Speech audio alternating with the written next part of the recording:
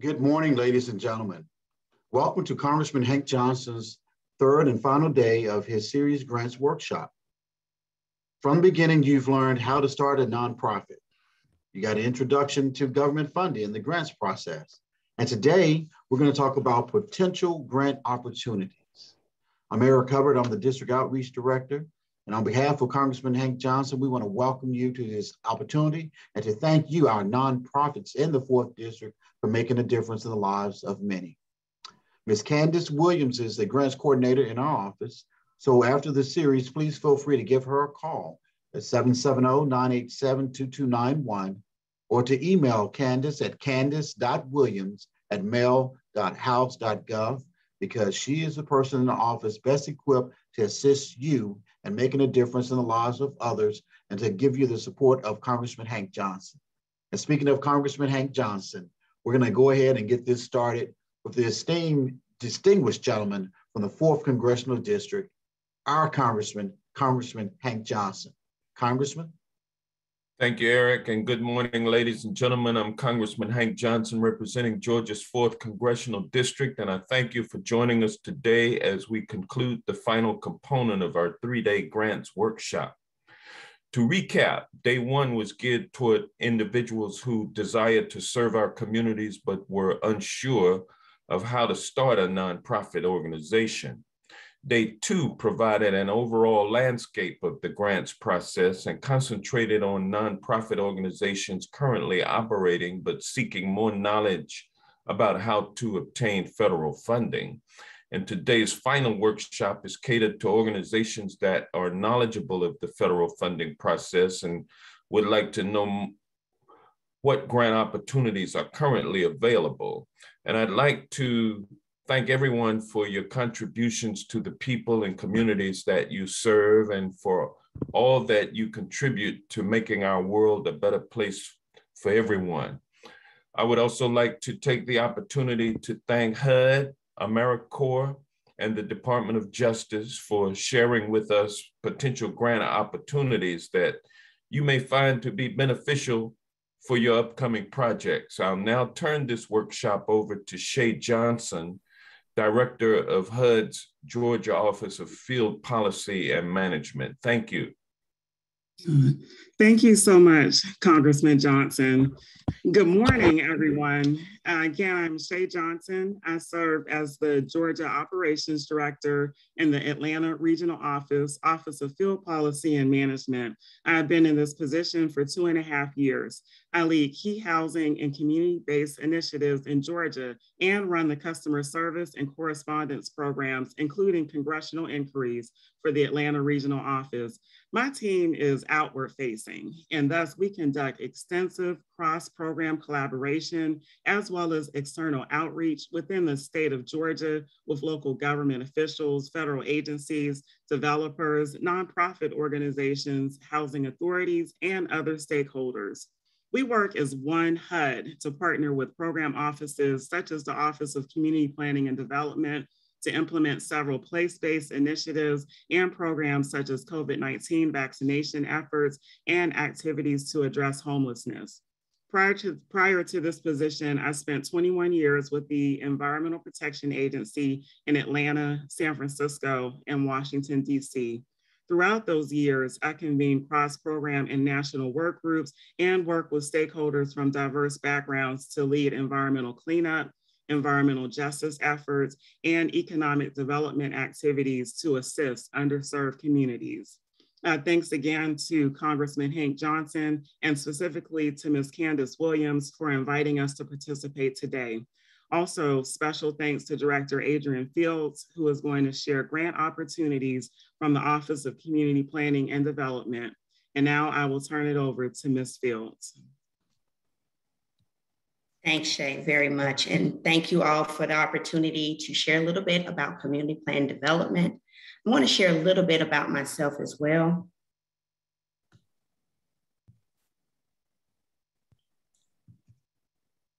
I have 22 years of professional leadership in public housing, in development, in community-centered activities. I spent a bulk of my career also in Alabama, as Division Director for Public Housing, as well as COO and Senior Vice President of one of the largest housing authorities in the state of Alabama. And currently I serve as the Community Development and Planning Director for the state of Georgia. So I know a little bit about community development. I spent the bulk of my professional career doing it, and it's a personal endeavor for me as well. But today we're going to talk a little bit not only about the grant opportunities, but also a little bit about who we are for community planning and development.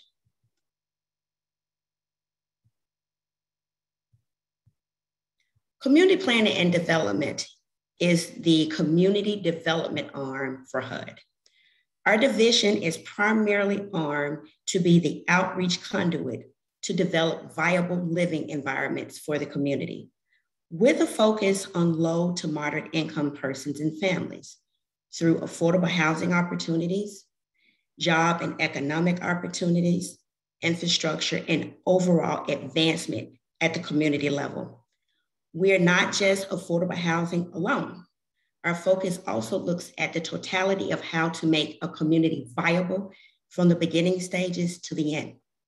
And today we're going to take an opportunity to look at some of the grants that we have that are currently open, as well as a glimpse of those that have been put through our NOFA process for 2022.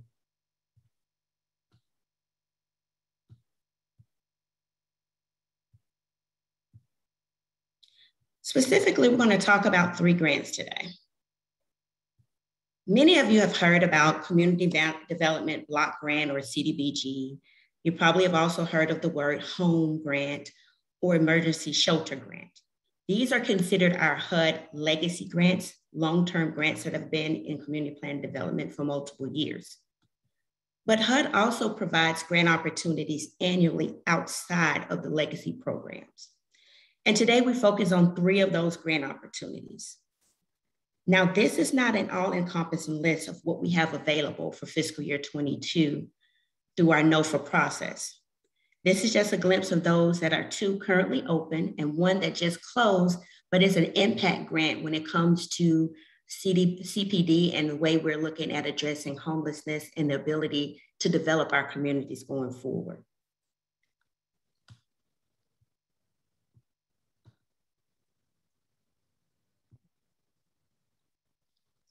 Fiscal year 2022 Rural Capacity Building Grant. This particular grant is a grant focused around local control at the rural level, what rural needs are, and what it would look like if we provide funding to beneficiaries to address those.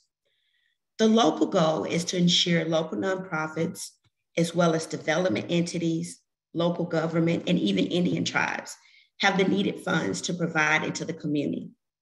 It is a beneficiary-centered grant, which is geared always towards an objective delivery and not specifically program requirements.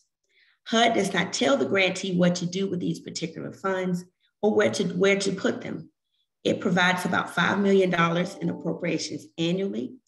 And this is an ability for our CHODOs, our rural CHODOs, local government and nonprofits to deal with the development of their entities.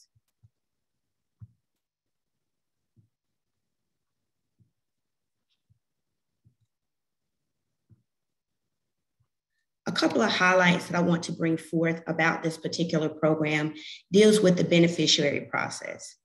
The main focus is on benefiting low to moderate families and persons in the rural area. Dollars assisted in the development and strengthening of the beneficiary through organization infrastructure, through governance and increased capacity so that it can be a conduit to serve the rural areas. This particular grant is not structured around the construction directly, but about building the beneficiary to get those services out.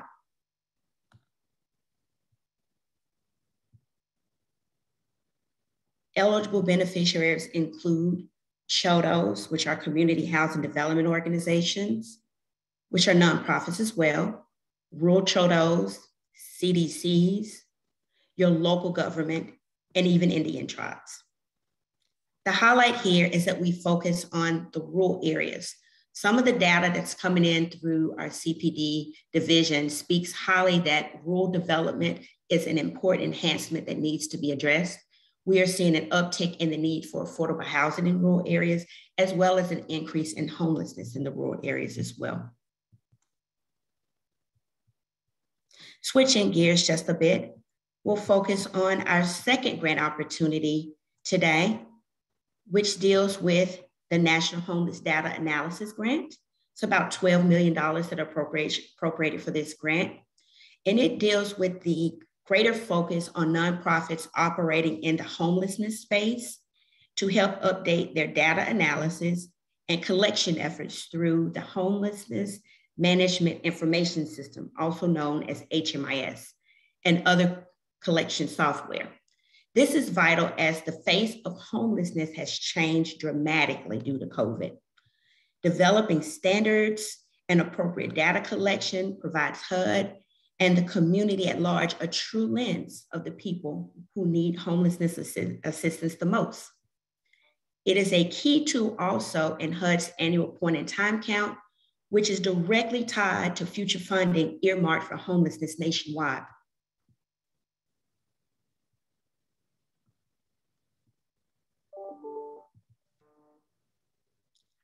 Some key highlights for this particular grant focuses around the reporting and the ability to accurately provide real-time data when it comes to homelessness. Many of you may have heard of point-in-time count. We have just wrapped up the 2021 series, but looking at the 2021 homelessness pit count just for 2022, we've noted 4 consecutive years of increases for homelessness. Just between the years of 2019 and 2020, the number of people experiencing homelessness has increased by 2%. However, the net increase is a 7% increase of people staying outside versus those that stay in shelter. The pulse that we're getting right now from the current 2021 pit count are the numbers are even higher. By focusing on data, we have heightened the chance to seek more funding from Congress to help with this growing problem. Eligible activities are noted on the slide, deal primarily with data analysis through our SAGE HMIS system, some of our data labs, and our data exchange.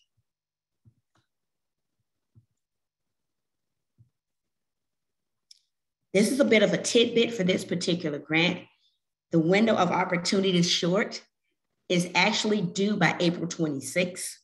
You can always go on grants.gov to get additional information about this grant. HUD is committed to awarding about 6 awards nationwide to assist with this effort.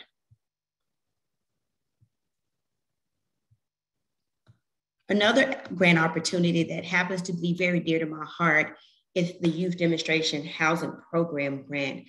I worked in Alabama, specifically in community engagement, and dealt with a lot of youth that experience homelessness.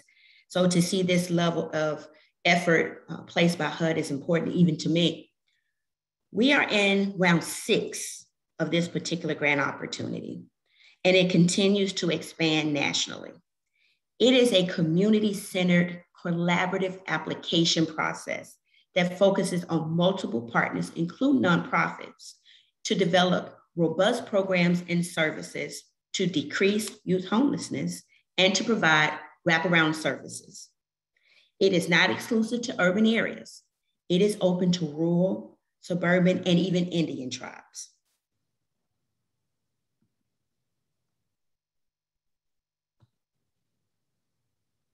As stated prior, we're in round 6. Round 1 started in 2016, and now we're at that final 6th phase of about $72 to $75 million that is earmarked for this.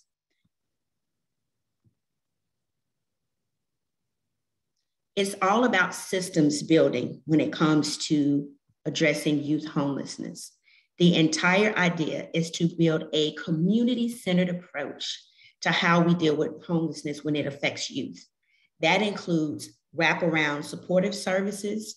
That includes encompassing many housing opportunities, including rapid rehousing, permanent supportive housing, transitional housing, and even affordable housing overall.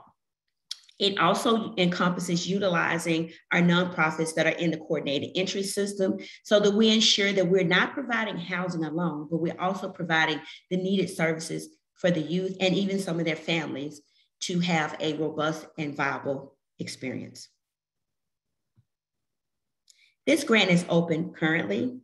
It is also in our grants.gov system. It is due June 28th, 2022. HUD is committed to awarding up to 25 awards nationally. Please utilize grants.gov to get additional information and the specifics for this grant as well.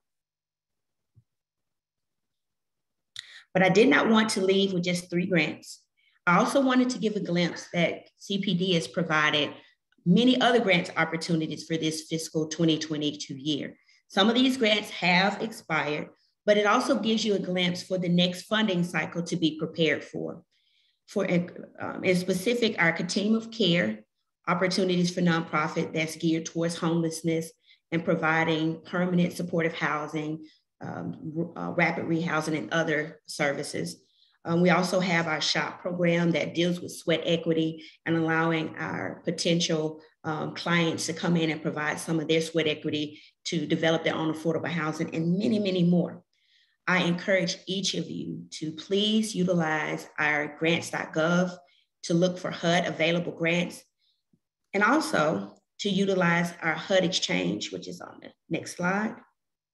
HUD Exchange is a wealth of knowledge. It provides a glimpse into every program that HUD provides, whether it comes from community plan and development, public housing, multifamily. It also gives a full glimpse of every grant opportunity for each individual silo. So you're always up to date. You actually can apply to get highlights daily as things come on board so that you can stay abreast of what's going on with HUD. I am delighted to have this opportunity to share a little bit about what we do in some of our open grants in CPD. My contact information is noted on this slide. I'm unable to stay through the entire presentation to ask questions, but feel free to reach out to me if you have any questions, comments, or need additional information. I pass it over to the next presenter. Thank you.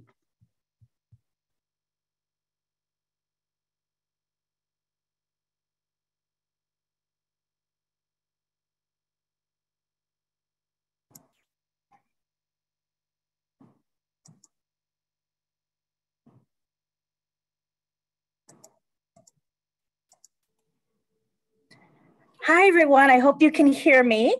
Thank you so much for inviting me for this presentation.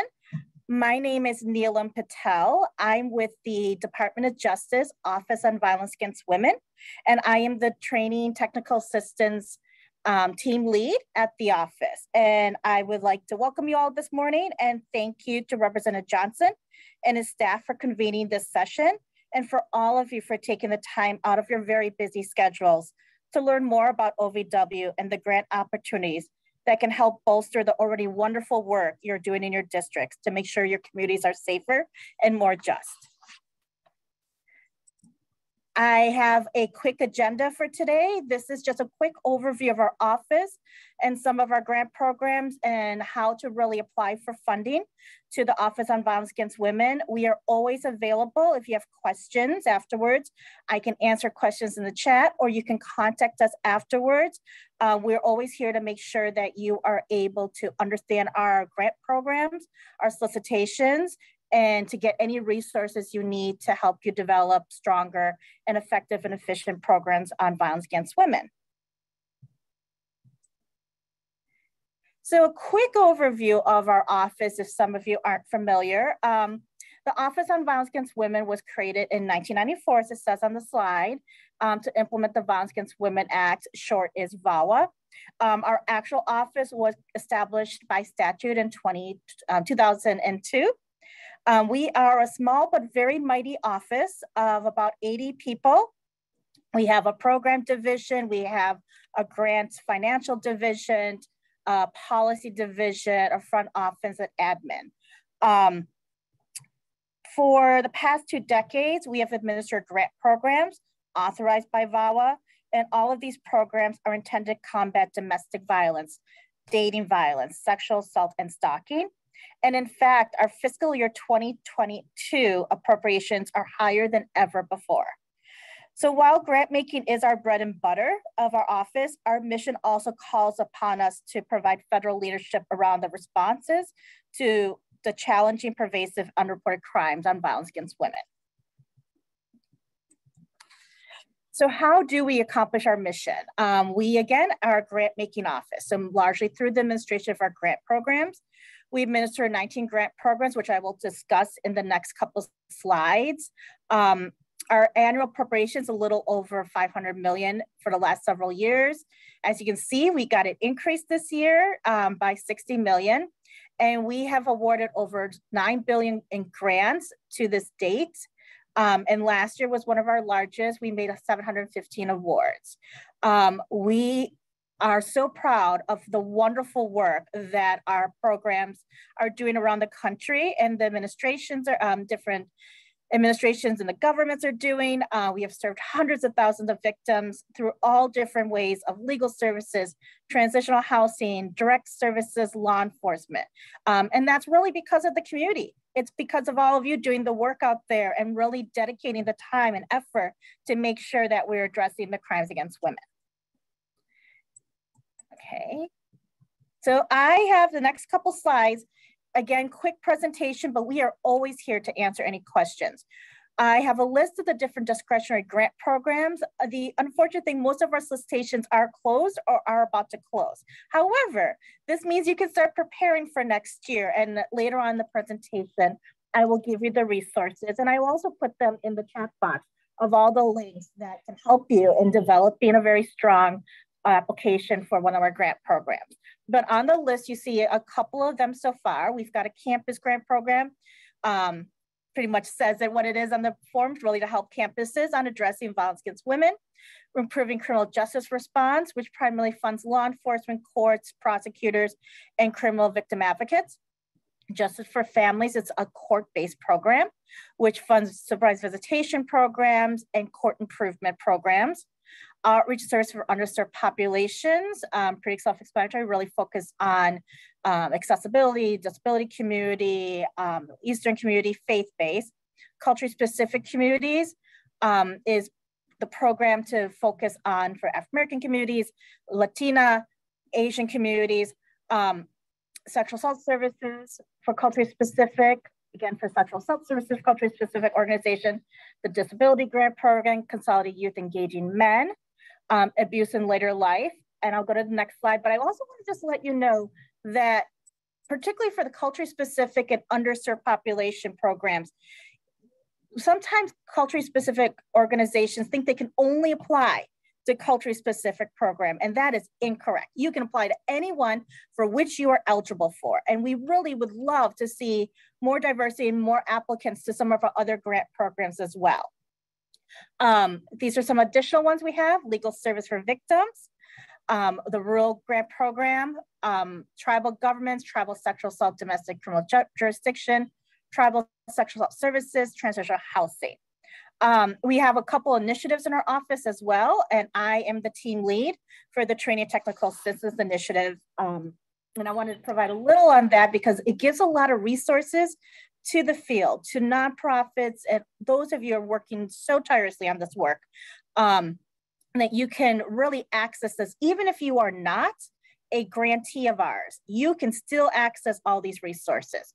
So the Training and Technical Assistance Initiative funds well over, I think we have 180 different training programs across the country, national in scope, providing resources to all the different professions for which we can fund, from judges to lawyers to advocates to prosecutors, to law enforcement, everyone, and all on different topics as well. So I'm going to give you later on in the chat a link to our TA provider that is our comprehensive TA provider that houses all the information that you need to navigate the wonderful world of training and technical assistance. And we also have a research and evaluation program. It's a small program, but it is really for local organizations that want to do some great research and evaluation of something that they're working on. So it is small, but it's really great information that is provided. Oh, and I was also going to say for the training technical assistance is we have resource centers that can help you with some of the emerging issues. We have a Firearms and Domestic Violence Resource Center, National Resource Center, and a Stalking Resource Center that we fund to a national organization to develop and implement those resource centers. So recipients activity, we get this question a lot about who is eligible for the funding of our different grant programs. And as you saw on the previous slides, there's a lot of diversity in terms of the different types of grant programs we have. And within each of them, there are different eligibility.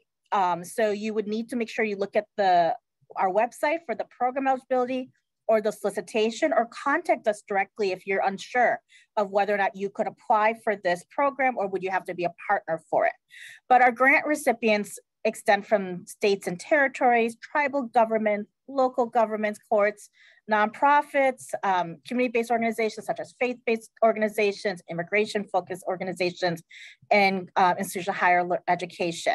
And as I mentioned before, we fund so many different programs out there, from the direct services to legal services, housing, you name it, we do it, which means you all do it. We give you the funding and you do the wonderful work out there. But I do want to highlight one thing on the bottom is what we always want to stress when we fund is the coordinated community response, which I know many of you probably already do, but just as a reminder, what we mean by this is that these are the different folks that we really see working together on addressing violence against women. You can't do any of this as a silo. A law enforcement officer can't address violence against women without an advocate. An advocate can't really fight for the rights of a victim without the courts being involved. We need healthcare. We need, state and local governments to really prioritize this. So when we look at applications, we really look at collaboration. Who are you collaborating with? Who is represented in your communities? And are you making sure that your staffing or the partners who are working with you represent that community? Very often, we just see sometimes that they'll mention the demographics of a community in their application, but there's no representation of that community within that application. So how do you really know what needs to be done? So this is just a laundry, like a small list of coordinated community response, but there are so many others. I see veterans, there's so many different individuals that are really important to the community coordinated response. And so the next two slides, I just wanted to give a really quick overview of our director priorities. In 2022, OVW, through its grant programs, is supporting 5 wonderful office-wide director priority areas. All of our grant programs are supporting at least one of these office-wide priorities, and we are encouraging our applicants to incorporate these priority areas into their applications. As you can see, we're really focused on racial equity and justice for everyone and strengthening our efforts to end sexual assault. And here's the other two, economic justice and financial advocacy, which is such an important need for our survivors, and definitely the outreach and services for underserved communities, particularly LGBTQ and immigrant communities. So I know there might be some question on the VAWA reauthorization. It is wonderful that it's reauthorized until 2027. And in many cases, it increases our authorization level. So we are very excited. There are 2 of the programs that are in VAWA, but it's not authorized yet, the reauthorization. It hasn't been authorized for us, but we have appropriations for it. It's a Tribal Special Assistant United States Attorneys and Restorative Justice. So those are 2 programs that will be coming out later in this fiscal year. Our fiscal year ends September 30th. So something you might want to look out for or learn more about. If you want to learn more about any of the VAWA reauthorization or have questions, feel free to reach out to our office. So the last few slides, I want to talk a little about applying for funding to Office on Violence Against Women. As I said, most of our solicitations are either posted or have recently closed, and many of the remaining ones are closing in the next few weeks. But this doesn't mean you can't start to prepare for next year. You can visit our website to view the open solicitations and the closed ones. We have an archive of all of our closed solicitations, including the ones from this year.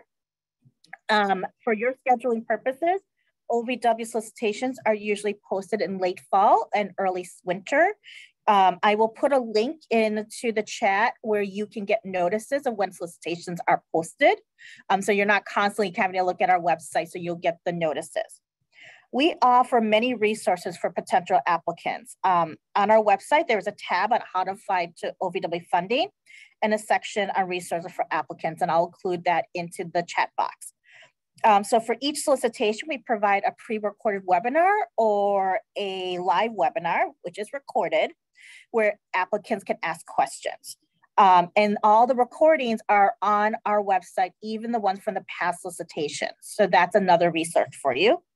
We have a podcast series at OVW called Patchwork, which is a wonderful podcast series, and you can always access it for all the different information. But one podcast in particular I would like to stress for you to review is one on applying for OVW funding. I feel like that might be a very good starting point to learn more about our funding process. We also offer multiple sample documents on our website, such as sample memorandums of understandings, letters of support, budget worksheets, grant writing tips, and a solicitation guide. And as I've always said, keep contacting us if you have any questions. Contact us by phone. We can forward you to the right grant program. They can answer your questions. So that can be helpful for you. So this slide we felt would be very helpful to kind of do a step of what would be a strong application for OVW. And it kind of goes along what I was talking about. The first one is assembling your team. Assembling your coordinated community response. Which grant program do you really see the needs for? Which ones are you looking at applying for? What type of team do you need to get together? Who need to be the partners to meet all the different gaps in the second box? Because you can't do this alone sometimes, right? You need to have the right partners in place. So what are also the gaps of the services that need to be addressed? So making sure you're writing everything down and thinking about what do you need to get done. And prepare in a path, prepare in preparation for next year. Like I said, review the past solicitations, get to know the program, ask us questions. We also on our website, we have a list of current recipients of funding of the different grant programs. You may see someone you know of an organization. You may want to reach out to them too to say, hey, how is this grant program? What were you able to do? What were some of your successes? What were some of the barriers? So it's always good to kind of talk to other peers. If you're looking to talk to someone in the field who has funding from a different grant program that you're interested in, we can also connect you. I'm a big, strong proponent of peer-to-peer connecting. In your solicitation, you've got to make that case. In your application, you have to make that case. Sorry. So in the solicitation, you'll see there are sections for you to fill out. What purpose of your application, what will be done, who will implement, you have your budget, and you have your memorandum of understanding for most solicitations. Making your case and addressing all of the criteria set forth in the solicitation. So often we get applicants that have such wonderful projects, but they don't put everything together in the right way and answer the questions. So make sure you're answering the questions for each section within that section, and that you're very clear about what you're asking for, what's going on, what your barriers are, what your gaps are, what you're going to do. Does your timeline make sense? Does your application of who will implement match who's funded in the budget, who's signed in the MOU? Everything has to match. So if you're mentioning someone is working full-time on this project in your narrative and who will implement, they better be mentioned in the budget and they better be mentioned in the MOU. And then finally, have a plan B. You know, funding is never guaranteed. And so how are you going to sustain this project if you do not have this funding available in the future? How are you going to make sure it can stand on its own 2 feet, then you can continue the project? So that's always important. That's where your coordinated community response really come into play. That this is not just on you, this is on your community. This is on everyone to make sure that the successful project continues even if the federal funding is not available. And finally, I have some additional information for you, which I will put into the box for you. If there, again, like I said, if there's a specific grant program you're interested in, please contact us and we will connect you to someone from that program. Again, we are here to provide assistance if you have questions about solicitations. And I think that's it. So thank you so much. This has been wonderful. Again, thank you to Representative Johnson's office for inviting us. And I definitely look forward to talking to some of you in the future. I will look at the chat box and see if I can answer any questions for you. And I think there are some questions, and I will move this over to Stacey Phillips from DOJ. And thank you so much. Oh, I see a question I can answer while the slides are being moved. Are there grants specific for women who serve or have served in the military? There aren't any in our grant program specifically for the military. We have a TA project that works with civilians working with the veteran community. But there isn't any funding directly to veteran services in our office because we do not fund other federal agencies to do work. But we do see a lot of veteran work being done within the civilian nonprofit work, when particularly in communities where there are large military populations. And we see that a lot in our application. We see that a lot in our progress reports as well. I would also say, I'm going to put a link in there to go to our, on our website. We have a list of different reports we have given to Congress that will be really helpful for you to really understand the magnitude of our programs as well. I'm not sure about the slides. I can certainly send them to you as well. If you want to just, my contact information, I'll put into the box and you can email me and I will send you the slides. And I think that's it. I can get back to you, Amalia, on the EEOP requirements for DOJ grants. It's usually written in our solicitation. And thank you so much.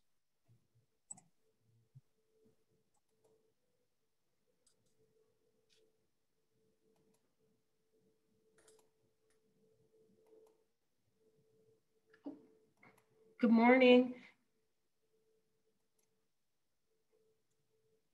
Good morning, and I want to say thank you to Congressman Johnson and Candace Williams for allowing us at Office of Justice Programs to share a little about the work that we do over here at OJP. I'm not sure if Neilan, Candace, can I control the screen? Did I just?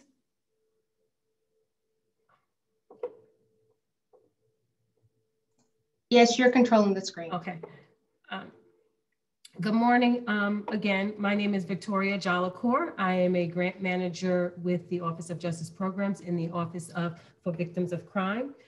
Some background about me. I joined Office of Justice Programs in 2008. I started off as a program specialist in the Office of Sex Offender Sentencing, Monitoring, Apprehending, Registering, and Tracking, referred to as the SMART Office. And then in 2015, I came over to OVC as a program manager for our International Terrorism Victim Expense Reimbursement Program, referred to as ITVRP. And in fiscal year 2020, I was presented with the opportunity to manage the Emergency and Transitional Pet Shelter and Housing Assistance Grant. So that's a little bit about me, but to give you a quick quick information about Office of Justice Programs.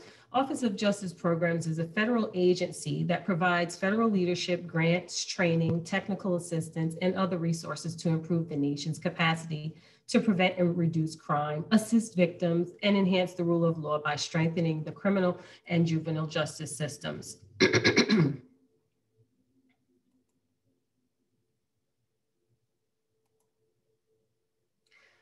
So its 6 program offices support state and local crime fighting efforts, fund thousands of victim service programs, help communities manage sex offenders, address the needs of youth in the system and children in danger, and provide vital research and data.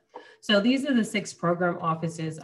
We don't really have a lot of time to go into each of them, but I'll just give you a quick background on all of them. So the Bureau of Justice Assistance, basically BJA strengthens and helps America's state, local, and tribal jurisdictions by providing grants, training, and technical assistance and policy development services that reduce and prevent crime, reduce recidivism, promote a fair and safe criminal justice system. Then we have Bureau of Justice Statistics, BJS, is the principal source for statistics on crimes, offenders, victims, and the justice system. There's the National Institute of Justice, NIJ, is the leader in researching what works in criminal justice, excuse me. The Office of Juvenile Justice and Delinquency Prevention, OJJDP, envisions a nation where our children are free from crime and violence. If they come into contact with the justice system, the contact should be rare, fair, and beneficial to them. OJJDP provides national leadership and coordination and resources to prevent and respond to youth delinquency and victimization. OVC, OVC, Office for Victims of Crime. OVC raises awareness of crime victims issues and supports programs that help all victims in the aftermath of crime. Excuse me, so sorry. The office provides leadership on and funding for providing critical direct services, analyzing emerging needs and existing gaps in victim services, identifying and replicating best practices, implementing data-driven and technical innovations in victim services. And then we have the SMART Office, the Office of Sex Offender Sentencing Monitoring. It's a mouthful: monitoring, apprehending, registering, and tracking. The SMART helps jurisdictions meet federal sex offender registration and notification standards. SMART Office supports states, tribes, principal U.S. territories, and local jurisdictions by supporting efforts to implement and maintain sex offender registration notification systems. Excuse me. So this is the, here we have the OVC mission statement. OVC's mission is, OVC's mission statement. OVC is committed to enhancing the nation's capacity to assist crime victims and to providing leadership in changing attitudes, policies, and practices to promote justice and healing for all victims. Our vision is safe, just, and engaged communities. Our values: equal justice, fairness, and transparency, community engagement, strong science, and effective stewardship. I will now let Dr. Stacey Phillips share more about her programs.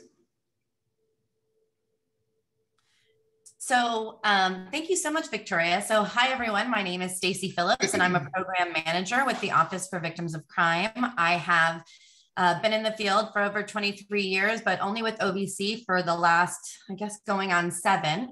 I'm one of the child and youth experts, and my specializations include trauma and adolescent brain science, polyvictimization, and I lead some of our large-scale demonstration initiatives. So I'm excited to be here. But before I go about our programs, I'm going to touch on the Victims of Crime Act, which is where OVC essentially got our money. So VOCA provides a dedicated source of funds that go to support crime victims programs, and this comes from fines and penalties that are paid through federal offenders. And we like to make sure that everyone knows that it is not taxpayer dollars. And so OVC administers that fund through different areas. And so 2 are what we call our VOCA formula grant programs.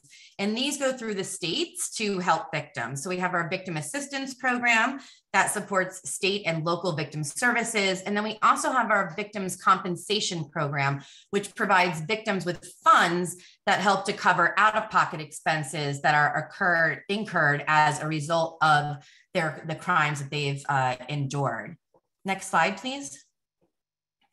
We also have our state administering agencies. So many of OJP formula grants go directly to your state governments, and they then set those priorities and allocate the funds within that state. So for Georgia, Here is a list of formula grant points of contact for OVC at this particular website. If you don't know your state administrator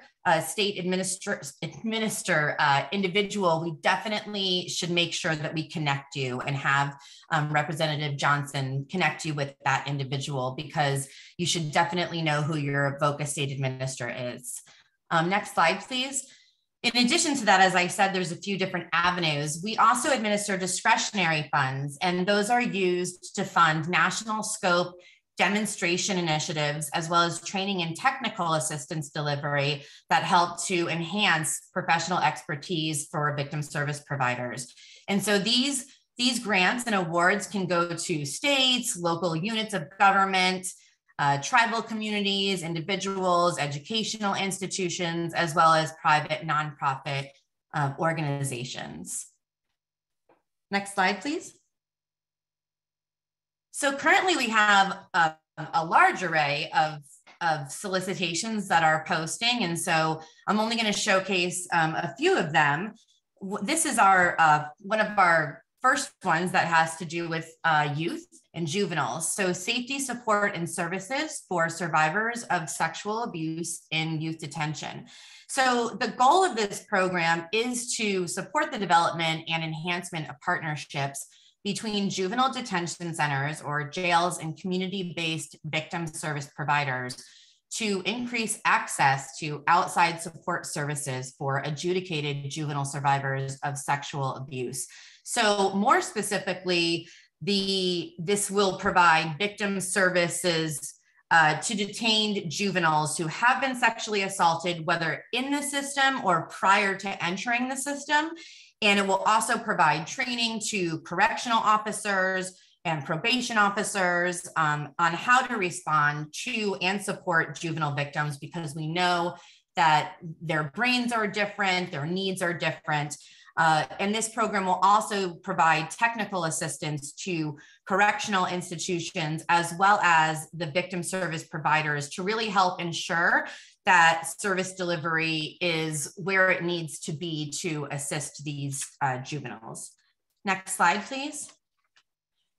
So there are many project objectives besides the ones that are on this slide. But for the project sites, the objectives are that they're going to partner with juvenile facilities to really help develop victim advocacy services, response protocols, service delivery methods, but also really work meaningfully with those community advocates to help build those victim service programs for the facility residents and strengthen sexual safety. Also really establish safe access to technology-based victim services that appeal to youth, such as email, chat, tablets, and web-based services, because we know that today's youth is a little bit different than back in the day. In addition, for our technical assistance provider, that applicant will provide technical assistance to the correctional institutions or the jails, et cetera, the detention centers, as well as the victim service providers, to really help ensure that the delivery of services, again, is where it needs to be for our detained juvenile victims. Next slide, please. So looking at who is eligible, we have our states and territories, any type of units of state and local governments, Indian tribes, public, state, and private institutions of higher education, independent school districts, nonprofits, private organizations, as well as small businesses. Next slide, please. So we will award up to 4 awards for the project sites, up to $500,000 for each of those sites, as well as 1 technical assistance provider for up to $750,000. And these will be for a period of 36 months. Next slide, please. So one of our other initiatives is around our drug crisis initiative. And so just a little bit of history, this initiative actually started back in 2018 because we obviously knew that there was an urgent gap in crime victim services related to the opioid epidemic. especially for children and youth. And so in fiscal year 18 and 19, we funded a plethora of sites to support children and youth who were crime victims as a result of the opioid crisis. But what we learned during that time is that it wasn't just opioids, it was all substances that, many substances that were causing and adding to the epidemic. So what we did is we expanded the initiative to include all substances, all illegal substances in FY20. And we expanded the types of services for youth, because what we also learned is that when we started this initiative in 2018, there was this belief system that really it was only the kids that were in the child welfare system that needed services. And we learned that that was not the case. And so we expanded our types of services to support all children and youth and their caregivers, either directly or through a partner. And so because of that impact, we've been lucky enough to expand this initiative because we knew that there was, a need for it.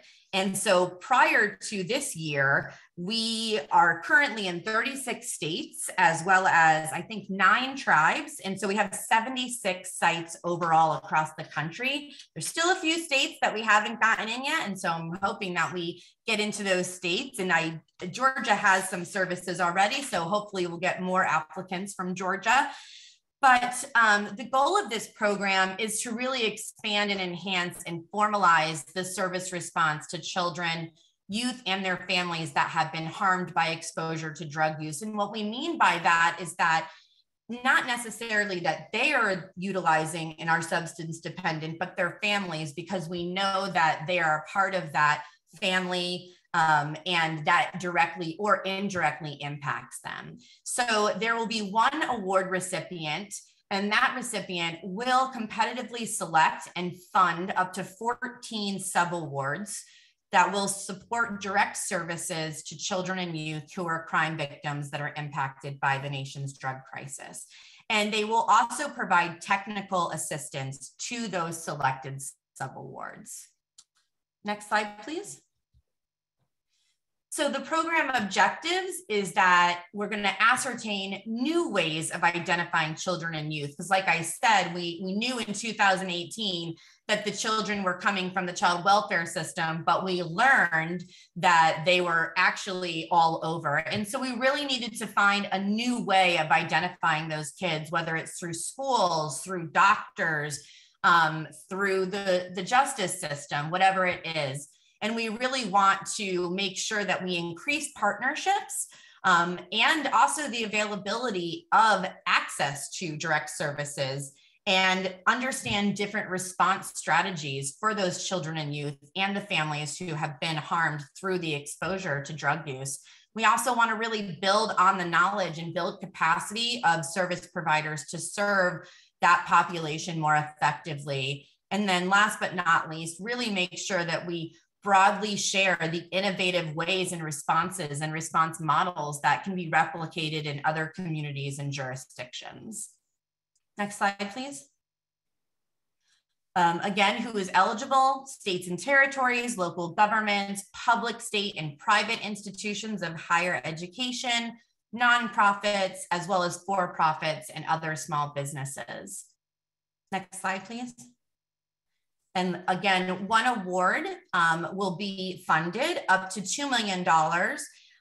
And that award will make up to 14 subawards. And again, this will be for a period of 36 months. Next slide, please. And I'm going to hand it over to Victoria. Thank you all so much. And I will be on after if you have any questions. Thank you, Dr. Phillips. Okay, so we'll talk a little bit about the Emergency Transitional Pet Shelter and Housing Assistance Grant Program. This program provides funding for shelter and transitional housing and other assistance to victims of domestic violence and their companion animals, which under this program means pets, service animals, emotional support animals, and horses. And excuse me, and horses. The purpose of this program is to support grant projects that provide emergency and transitional shelter and housing assistance for domestic violence victims with companion animals. That includes things like modifications to existing structures, to provide for housing for animals, operating expenses of newly developed or existing emergency and transitional companion animal shelters for companion animals, regardless of whether such shelter is co-located at victim housing service provider or is elsewhere within the community. So the program objectives are to increase the number of shelter and beds and transitional housing options to meet the needs of victims of domestic violence who need shelter and housing for them and their companion animals. So this funding provides for short-term shelter and housing assistance for domestic violence victims and with their companion animals, including expenses for expenses incurred for temporary shelter, housing, boarding, or fostering of companion animals of victims of domestic violence, and other expenses that are incidental to securing the safety of such companion animal during sheltering and housing relocation of such victims.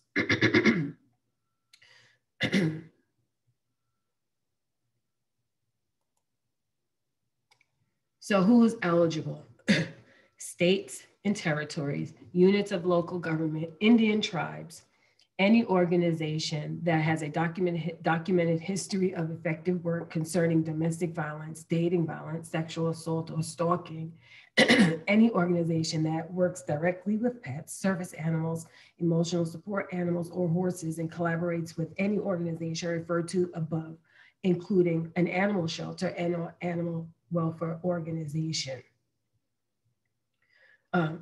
It also want to note that state governments under the solicitation mean state of the United States, including the District of Columbia, the Commonwealth of Puerto Rico, the Virgin Islands, Guam, American Samoa, and the Commonwealth of Northern Mariana Islands. So funding to date, in FY 2020, there were 6 grant awards. One of those included a tribe. That total funding was $2 million. In FY 2021, we made 5 grant awards. That total funding was a little under $2.5 million. Just to give you an example of some of the grantees who have been funded under this program, they meet the objectives and the goals of this program by doing things like providing rental assistance for domestic violence victims and their companion animals, also rental assistance, security deposits, pet deposits, also, utility payments, also, organizations can partner with their local humane society who could then facilitate fostering or care of the victim's companion animals. So the period of performance is 36 months. FY 2022, that funding will be released soon, so look out for it. We'll share some information about OJP funding opportunities on the next slide.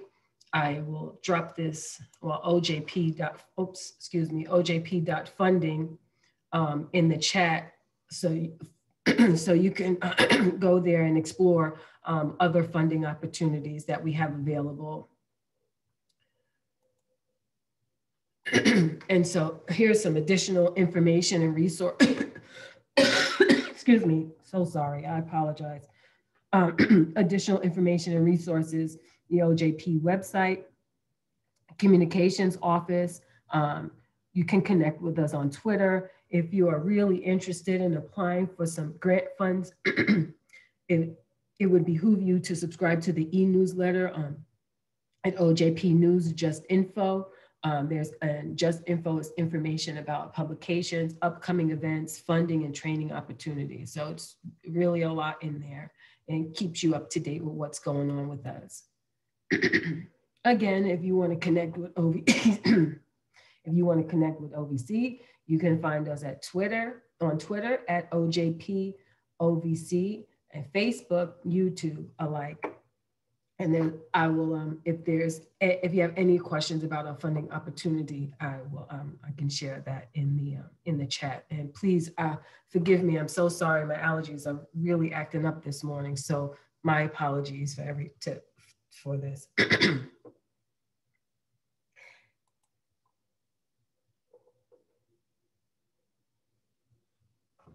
And now I'll be turning it over to Cheryl.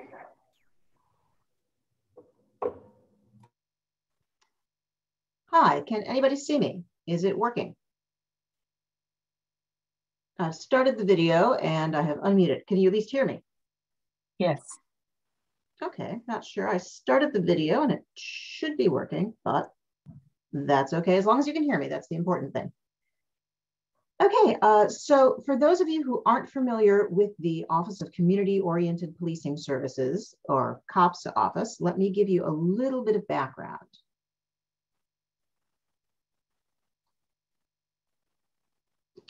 Our office was established by the Violent Crime Control and Law Enforcement Act of 1994, part of the big crime bill of 1994. And what we are focused on is advancing public safety through community policing. Everything we do has community policing at its nexus. It is the core of everything, all of our grant funding, our training, our technical assistance. And community policing is being proactive in terms of crime and social disorder. Rather than reacting and responding, we focus on working with law enforcement agencies to work with the community to be proactive and work at preventing and responding to crime, social disorder, and fear of crime. Since 1994, we have done this through $14 billion invested into various community policing initiatives. That's primarily for funding officers, but also training, technical assistance, crime prevention initiatives, crime fighting technology, a wide range of resources. As I mentioned, the core of what we've done has been through hiring officers. We have funded over 135,000 additional officer positions across the country, going to 13,000 of the nation's law enforcement agencies.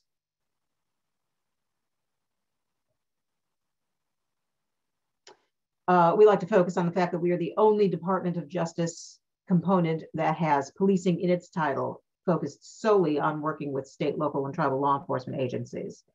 And you'll see on the slide, we have $511 million in this year's budget, and I'm going to go over the various initiatives and programs where that money is going this year.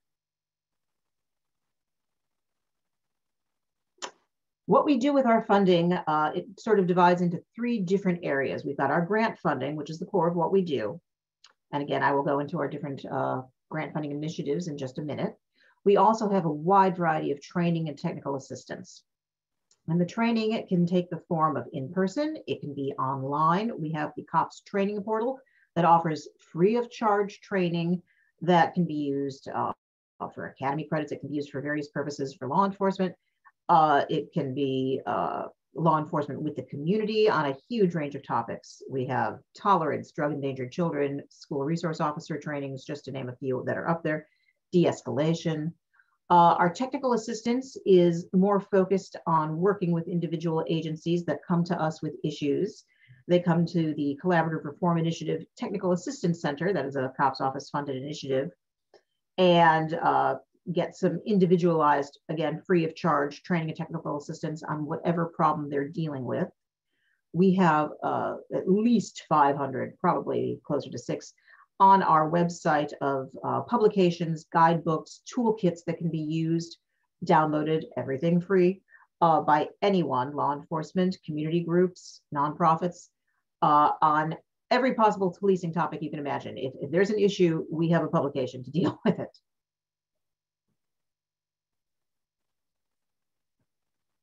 So I just wanted to go over each of our funding programs this year pretty quickly. We are in the process, fortunately, of just opening our programs. So right now, several of these are open for funding or are about to open for application periods.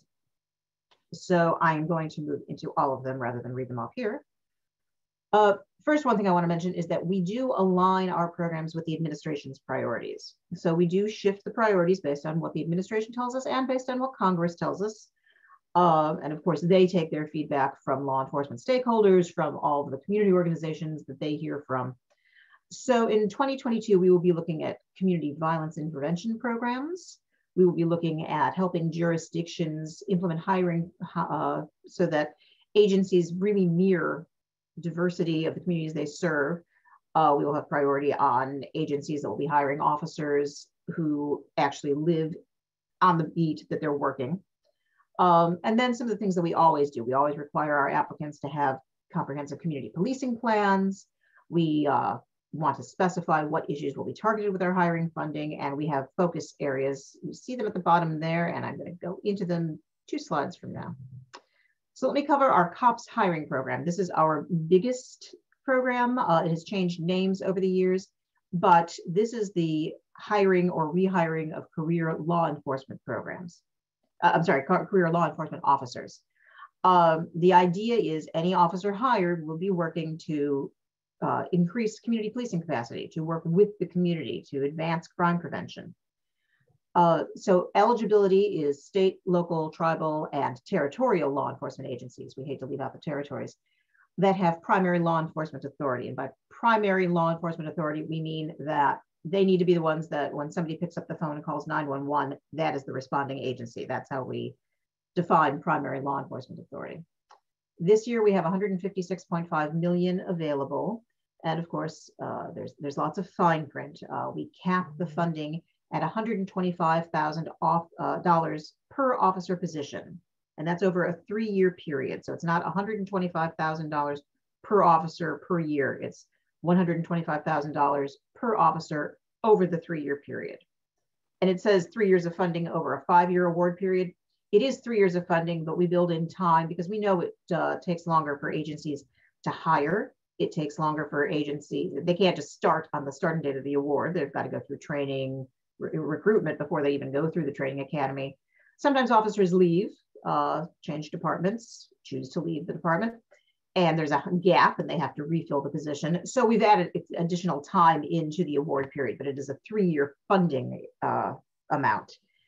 There is a cash match required, minimum of 25% cash match required, unless there is a waiver granted based on severe fiscal distress. And that's something that an agency can address during the application process. And again, it is for hiring officers, sworn officers, either new or rehired if they had been previously laid off because of budget conditions. And officers are required to be retained for a 12-month period once the 3 years of federal funding has been expended. The idea is that agencies that way learn how to build up having they've assumed the costs into their budget over the 3 years of federal funding so that they're prepared to retain the officer after the conclusion of the award. For the hiring program, we do require that agencies pick a particular area, and the 2022 areas listed, they are right there, those 6. We used to have many, many more. They've been consolidated into these 6 core areas. And an agency, when applying for officers or a single officer position, has to pick the area in which they'll focus. The 4 that you see there in blue are our priority consideration areas. These are the ones that are based on the administration priorities for the year. So this year, priority consideration, and what that means basically is bonus points in the application scoring process. It's a definite advantage. Will be for those 4 areas that you see in blue: violent crime, particularly focusing on gun violence, combating hate and domestic extremism, police-based response to persons in crisis, and building legitimacy and trust with the community. The COPS hiring program is currently open. It is because it's the government, it is a little bit of a convoluted application process. I will admit it. You have to do it through 2 different websites. There's grants.gov, and then there's Just Grants, the Justice Department's grant portal. So it's not something to try and do in 1 day or even 2 days. It is something that should be started now. And you've got the website there for additional information on how to apply and get started. The solicitation is open through June 16th. Next, I will touch briefly on the school violence prevention program. And this program is for basically enhancing school security and safety. We do that by funding coordination with law enforcement for the schools to work with law enforcement and for training on preventing student violence. And primarily our funding goes for things like metal detectors, locks, camera systems, lighting improvements, other deterrent measures, or for, it says technology for expedited notification. What that is sort of a panic button system that will help in an emergency, notifying law enforcement to get them there immediately. Or other measures, because this doesn't cover everything and different areas have different needs. So any other measures providing a significant improvement for school security. And as you can see, funding goes to states, local governments, tribes, school districts, not individual schools. We can't have the Smithville High School applying, but the entire Smithville School District as a whole can apply for funding. And of course, for local law enforcement agencies.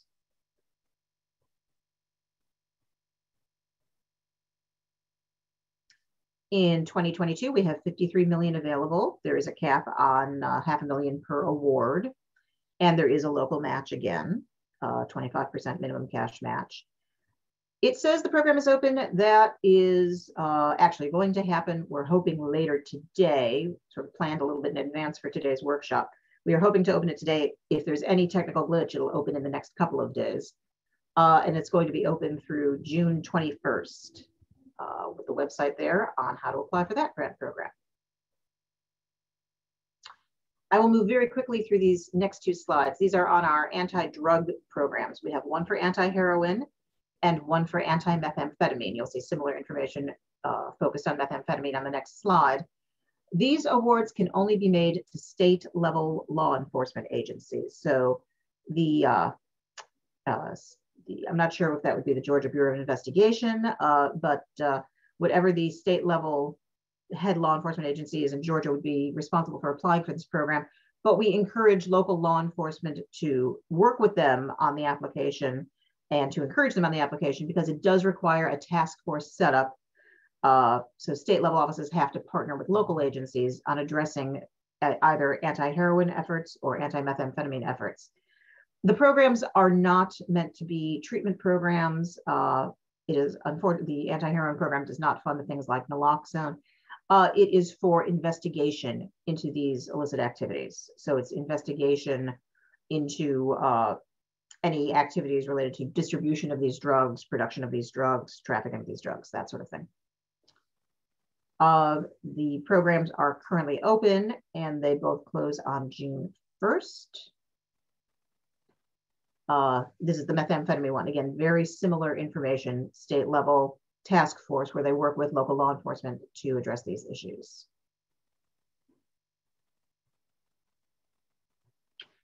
I am not aware of any federally recognized tribes in Georgia, so I'm just going to move past this very quickly, but we do have an entire pot of funding that goes focused on tribal resources and their needs on hiring and equipment to enhance their policing efforts. And this is the one program that's actually already closed for the year. So I will move on. Collaborative reform. This is a program where, as I mentioned earlier, we work with agencies directly.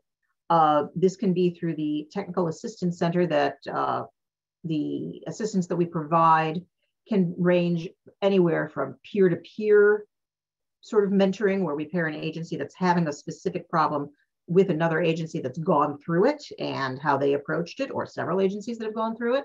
It can be on-site visitation. It can be just pointing them in the right direction for resources and training, depending on what the needs are. And it can be any range of issues. It can be on policing mass demonstrations. It can be on specific anti-drug efforts. It can be on other problems that they're having in terms of youth issues, anything and everything you can imagine.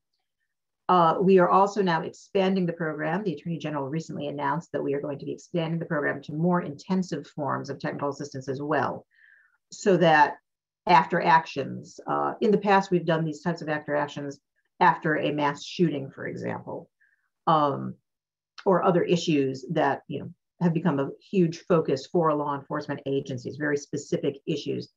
We can go in and offer that type of technical assistance now as well.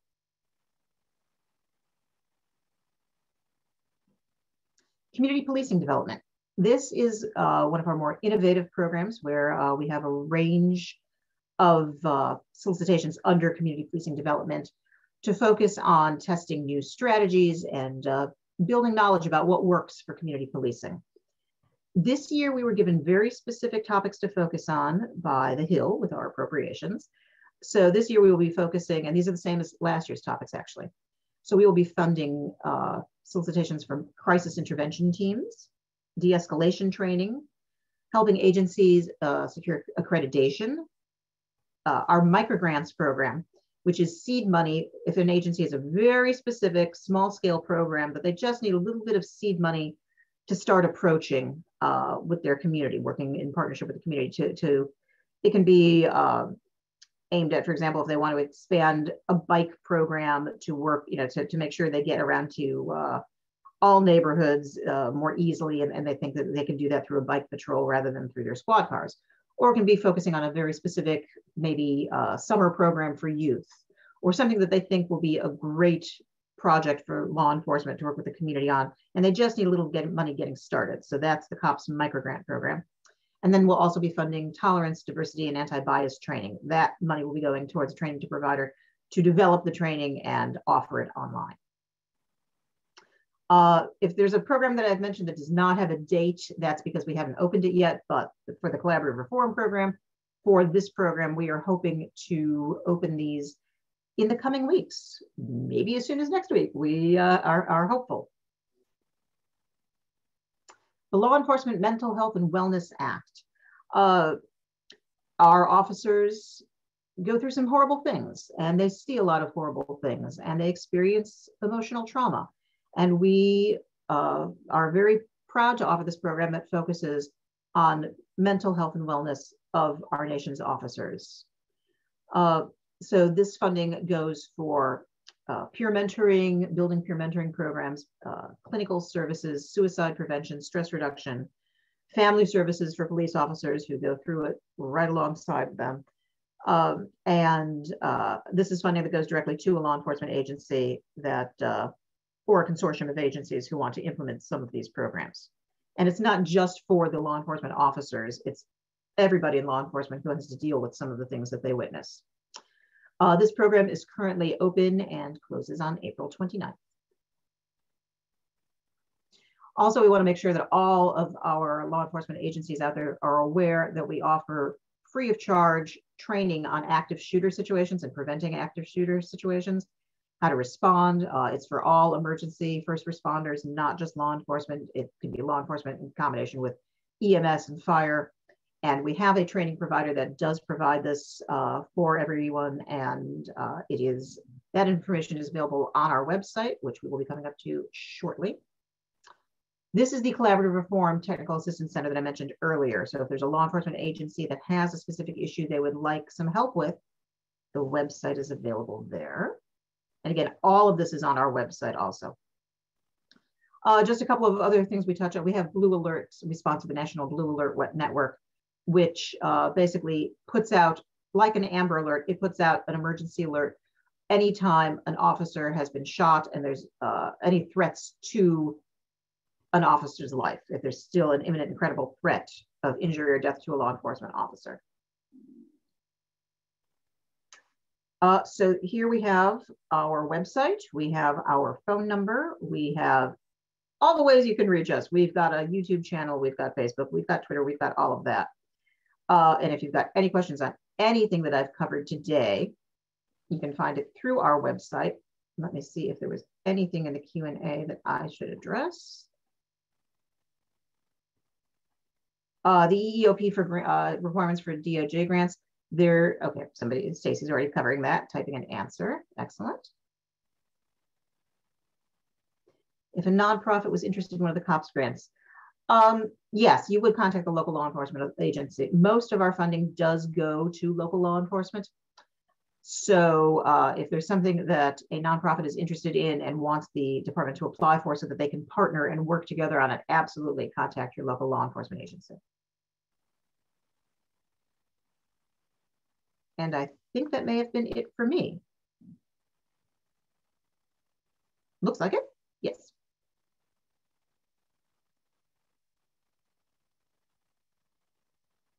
So I will mute myself and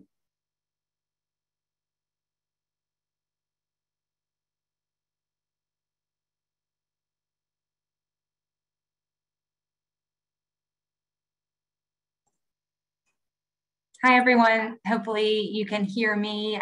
Thank you so much to Candace and Congressman Johnson's office for having us. My name is Sally James.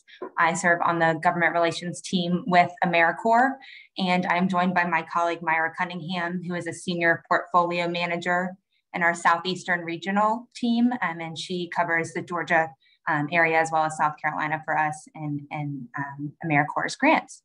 So we are going to go through quickly what Americorps is, share a little bit about how you may be able to partner with us, and then have an opportunity to answer questions. And thanks again for being on, and hopefully this is helpful information for many of you.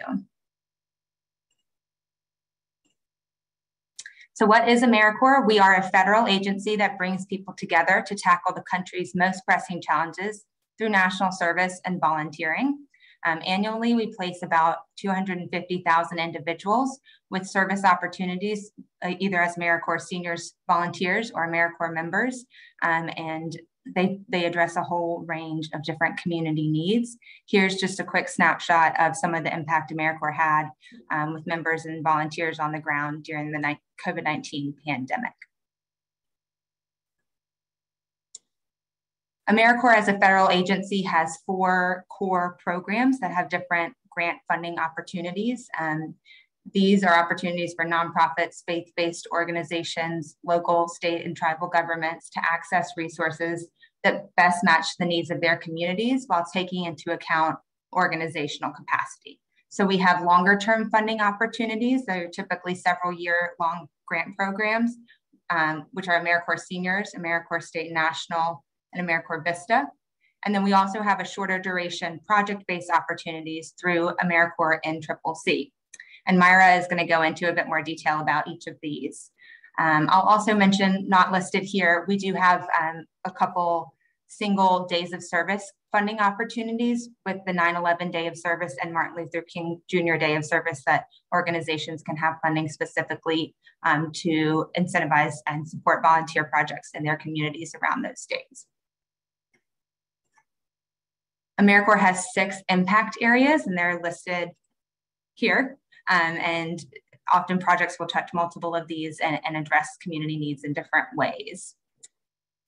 So next, Myra is going to come on and go into more detail about how your organization may be able to utilize Americorps to meet certain needs in your organization and in your communities. Thanks, Sally, and thank Congressman for having us here to talk a little bit about Americorps and ways that your constituents can partner with our agency and our programs. Again, my name is Myra Cunningham. I am a senior portfolio manager in Americorps Office of Regional Operations in the Southeast region. Americorps funds organizations that make positive impacts on our communities.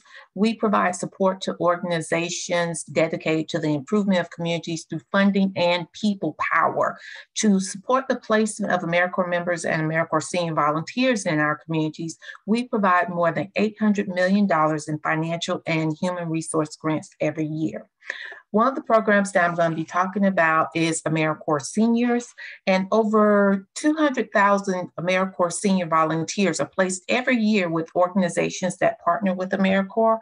Our Americorps Seniors are 55 years old and older. They on average serve between 6 and 8 years, and they provide direct service and capacity building opportunities. They are able to choose how they want to give back, whether it be from helping a struggling child to learn to read, delivering groceries to an elderly neighbor, or supporting a family that is impacted by natural disasters.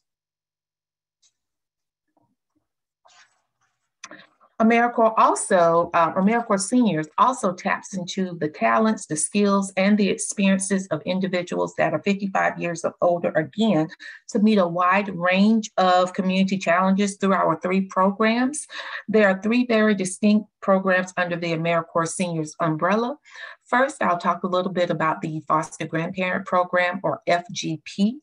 The FGP volunteers provide one-on-one tutoring, mentoring, nurturing to support children with special or exceptional needs or who are in circumstances that limit their academic, social, or emotional development. Volunteers may serve between 5 to 40 hours per week, and eligible volunteers receive an hourly stipend. The Senior Companion Program, or SCP, volunteers provide assistance and friendship to older adults who have difficulty with daily living tasks, such as shopping or paying bills. Their assistance helps these individuals to retain their dignity and to remain independent in their homes rather than having to move to more costly institutional care. Volunteers, again, may serve between 5 and 40 hours a week, and eligible volunteers receive an hourly stipend as well. Finally, we have our Americorps Retired and Senior Volunteer Program, or RSVP program. This is the largest of the programs, and it is also for volunteers that are 55 years or older, and it matches older Americans who are willing to help with local organizations on the front lines of meeting community needs. Americorps Senior RSVP projects links the skills of the volunteers with the identified needs of the communities, and they do not receive a stipend. However, they do perform in a myriad of ways in terms of service. Sometimes you can have an RSVP volunteer that provides tutoring and mentoring, the VITA income tax assistance program, Meals on Wheels. So there's a lot of flexibility in the RSVP program volunteers. The next program I'm going to talk about is the Americorps National Civilian Community Corps, or NCCC. And the NCCC program allows for teams of members, typically between 8 and 12 member teams, to have service opportunities that range from painting a facility to cleaning up a neighborhood impacted by a natural disaster, or cleaning up a neighborhood that is blighted to help clean up or clean up a riverbank. So these members are based at our NCCC campuses around the country, from where they deploy for short-term projects. There are 5 primary areas of need with our Americorps NCCC, and that is energy conservation, environmental stewardship and conservation, infrastructure improvement, natural and other disasters, as well as urban and rural development. There is a specially trained team leader who serves and resides with the team. All of the members are background checked and fully insured by the Federal Tort Claims Act and Federal Employee Coverage Act. And the team is provided with a 115-passenger van, and fuel is covered by AmeriCorps for locations in the continental United States. The members for AmeriCorps NCCC team are between 18 and 26 years old. Next, I'm going to talk a little bit about AmeriCorps State and National. And AmeriCorps State and National provides direct services and capacity building activities, and they are with our service commissions. And our service commissions are comprised of governor-appointed boards who oversee the implementation of service and volunteer initiatives in the state. They host a portfolio of single state programs that are public, private, faith-based, nonprofits, and/or local and state agencies. And they provide feedback to AmeriCorps on the multi-state programs operating in our state. And the commissions also employ a staff that manages, monitors, and evaluates the programs. The Georgia Commission for Service and Volunteering, is a part of the Georgia Department of Community Affairs. Again, the AmeriCorps State and National programs, they provide direct services and capacity building activities. There is flexibility in their service opportunities in that they can be full-time or part-time opportunities, and members must be at least 17 years old or older.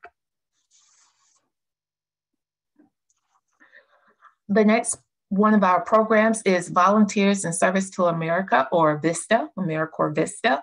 Americorps Vista is anti-poverty focused. It focuses on capacity building, community empowerment. The VISTA projects are typically between 3 to 5 years. That first year is typically for planning. That second year is more about implementation, and years 3 and beyond are about sustainability. What is that project going to be doing when VISTA resources are no longer available? So we're very interested in sustainability, project sustainability. Americorps Vista members have joined in the fight against poverty by helping the local organizations expand their capacity to make change, and through capacity activities such as documenting policies, procedures, marketing campaigns, fundraising and grant writing, research, as well as volunteer recruitment. So VISTA sponsors recruit, train, and interview applicants that they want to serve on their VISTA projects, and then they will then make the candidate recommendations to AmeriCorps' regional office, and then all of the members, we will initiate a background check, and they are also fully insured by the Federal Tort Claim Act and Federal Employee Coverage Act, and we provide training for those VISTA members once they begin on the actual projects.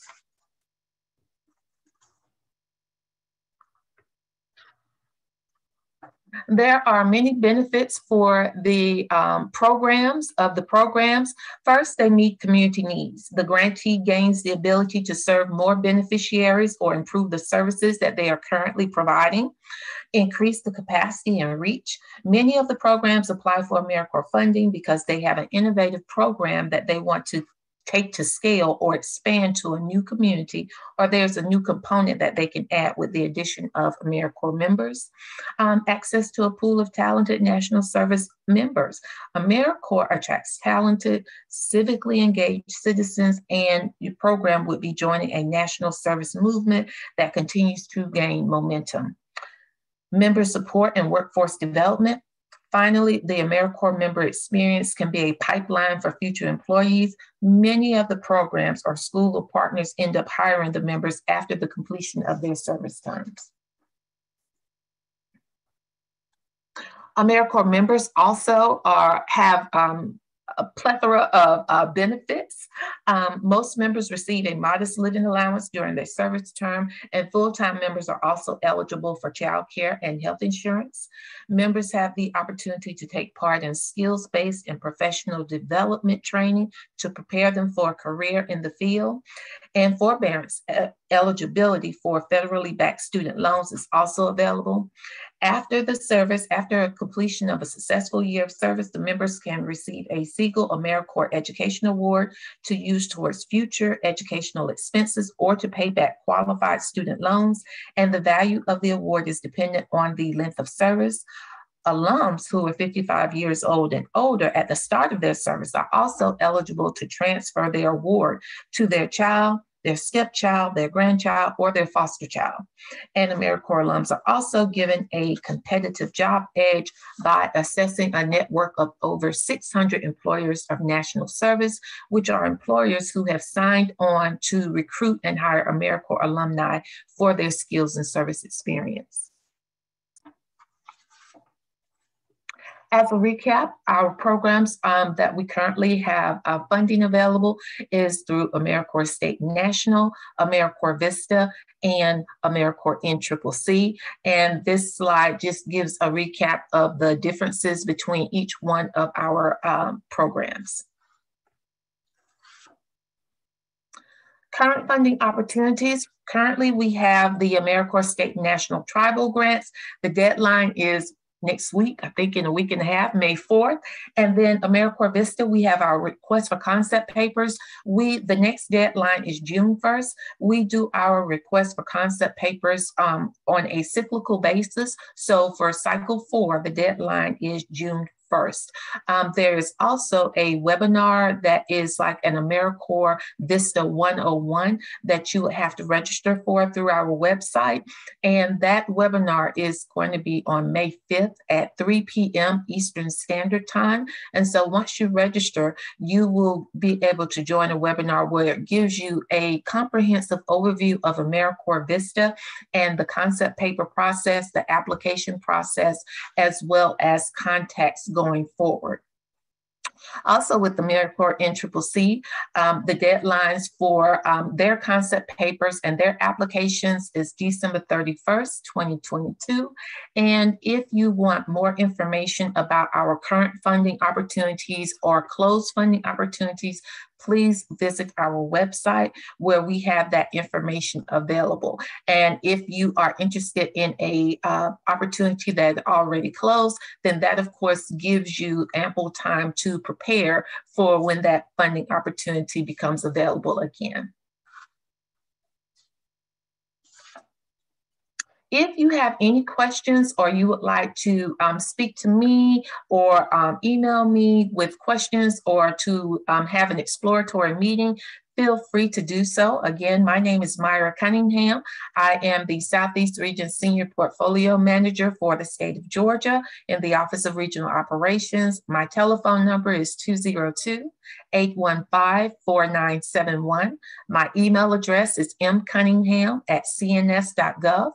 If you're interested in partnering with Americorps NCCC, Joel Barsky is the NCCC Assistant Program Director for the Southern Region, and his number is 202-491-9381, and his email address is jbarsky@cns.gov. Thank you so much, and I think if we have time, Sally and I are here to answer any questions you may have. I will take a look in the chat.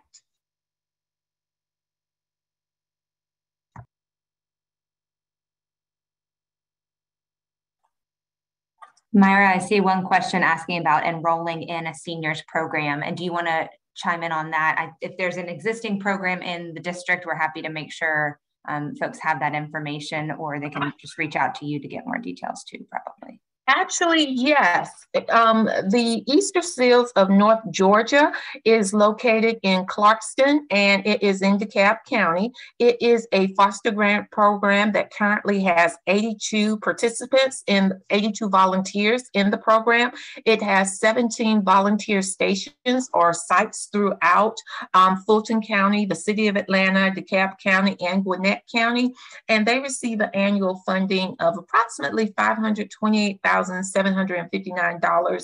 per year in federal funding. So that is a Americorps Seniors project that we do have that is in the 4th district.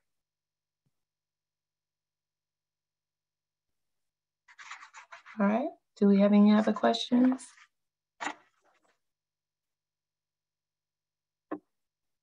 Is that it? Okay. Thank you again. Thank you, Myra. And thank you, Victoria, as well, for powering through your presentation. And I hope you feel better soon. Our office would like to take the time to thank you for attending the final series in our grants workshop. We would also like to thank the Department of Justice, the Department of Housing and Urban Development, and Americorps for their contributions to today's event, and for providing valuable knowledge to individuals, nonprofit organizations, and district officials. We hope you walked away today learning something new. The recording of today's workshop will be available tomorrow on Congressman Johnson's YouTube channel. Slides for the presentations are also available upon request. I hope that everyone enjoyed the rest of your day. Thank you once again.